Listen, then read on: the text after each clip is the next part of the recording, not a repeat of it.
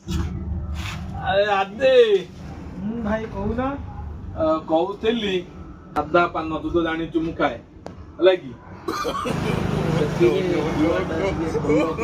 ଗୁଆ ଦବୁ ଏମିତି ବାଲି ଫାଲି ବାହାରିଲା ଭଳିଆ ଗୁଆ ଦବୁନୁ ମତେ ପକେଇଲୁ ପକା ମୁଁ କହୁଛି ଗୋଟା ମସଲା ଜଲ୍ଦି ଆଙ୍ଗା ତୁ ତ ପତ୍ର କାଟେ ଆଉ ପତଳେ ଟିକେ ଚୂନ ଦବୁ ଫଳ ପୁରା ଖାଇକି ହେଇଯାଇକି ନା ଖାଇଗଲାଣି ହେଲା କି ଦେଖେ ଭଲସେ ଦିଏ ଜଲ୍ଦି ଜଲ୍ଦି ମାରେ ଜଲ୍ଦି ଆଉ ତା ସାଙ୍ଗେ ଗୁଜୁରାତି ଲବଙ୍ଗ ମୁଁ ତ ଭୁବନେଶ୍ୱରରେ ଖାଉନି ସେଥିରେ ଭୁବନେଶ୍ୱରରେ ମୁଁ ଯୋଉ ରହୁଛି ଗୁଣ୍ଡ ଦଉଛି ମାର ମାର ମାର ମାର ହବ ଜିଭ ନାଲି ହବ ଦାନ୍ତ କିନ୍ତୁ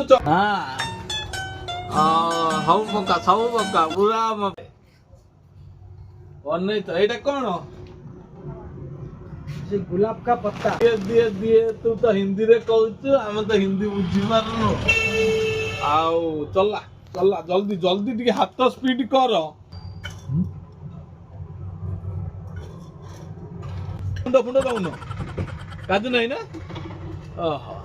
କୋଉଠୁ କାଜୁ ଗୁଣ୍ଡ ତମେ ସବୁ ଜାଣିବ ଚାଲି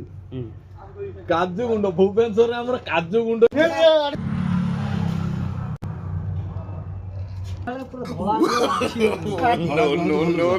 ଏଣ୍ଡୁଗୁଆ ଦବୁ ଏଣ୍ଡୁଗୁଆ ବ୍ୟସ୍ତ କଣ ଯୋଉ ଥର ଆଇଲେ ତୋର ଲେଟ୍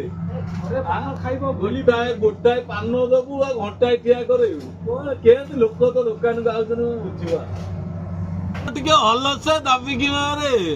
ହଁ ଖାଲି ଜାକି ହଉଛୁ ତ ଜାକି ହେଲେ କେମିତି ହବ ଜାକି ହେଲେ ହବ ଆଉ ଆକୁ ଟିକେ କ୍ଷୀର ଦିଅ ବଢିଆ ସେ କ୍ଷୀର ଦବୁ ପୁରା ଏମିତି ରଜ ପାନକୁ ବଳି ଯିବ ବୁଝିହେଲା ଆଉ ଗୁଆ ତ ଦଉଛୁ ଦାନ୍ତରୁ ପୁରା ଆରୁନି ଲବଙ୍ଗ ଟା ଖେଞ୍ଚି ଦବୁ ଲବଙ୍ଗ ଟା ପୁରା ଭିତରେ ଖେଞ୍ଚିକି ଦବୁ ଭଲସେ ଯେମିତି ନ ବାହାରିବ ଦି ତିନି ଚୋପା ଚୋବେଇବା ପର୍ଯ୍ୟନ୍ତ ଯେମିତି ନ ବାହାରେ ହେଲା କି ହସିଲେ କଣ ହବ ଖାଲି ହସିଲେ ହବ ନା ଏଇ ଏଇ ଯାଉନି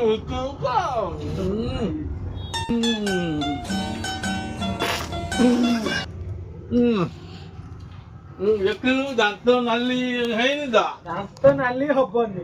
ଯିବ no.